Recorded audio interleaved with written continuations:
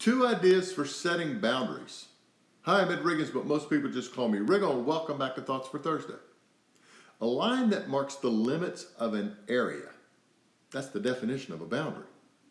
As a coach and a mentor, I seem to spend a lot of time talking to people about the importance of boundaries.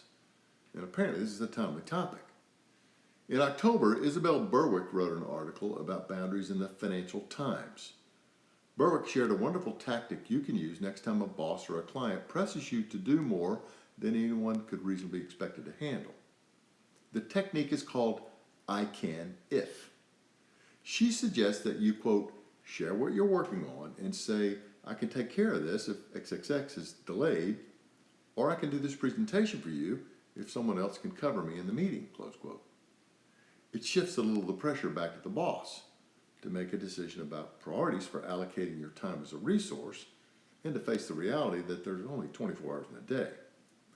Then only a month later in the November issue of Mindful magazine, very different publication than Financial Times, a woman named Carly Hauck wrote about boundaries as well. Hauck told a story about a woman named Cheryl who showed up in one of her seminars.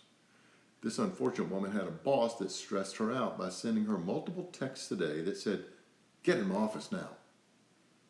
Understandably, this was upsetting Cheryl. She was angry. Being upset by the anger caused her to freeze and not respond to the boss, which of course made matters worse. The advice was to notice that the anger is a signal that a boundary has been crossed and to ask two questions of herself. One, what needs to be protected? And two, what needs to be restored? What needed to be protected was her feeling of safety at work. What needed to be restored was a more calm and respectful communication style. So here's the message she came back to her boss.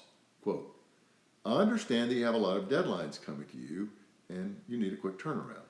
I'm here to help you. This is what I want. If you have something that is urgent, please send me an email with what it is, what you need, and the timeline of when I need to get this back to you.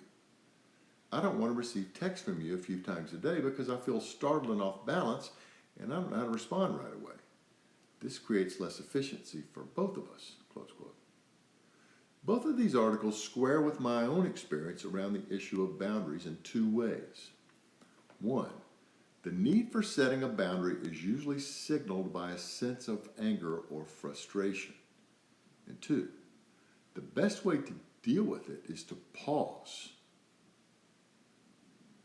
long enough to find that place where your interests and the interests of the other party overlap. Thanks for joining me. Doors closing.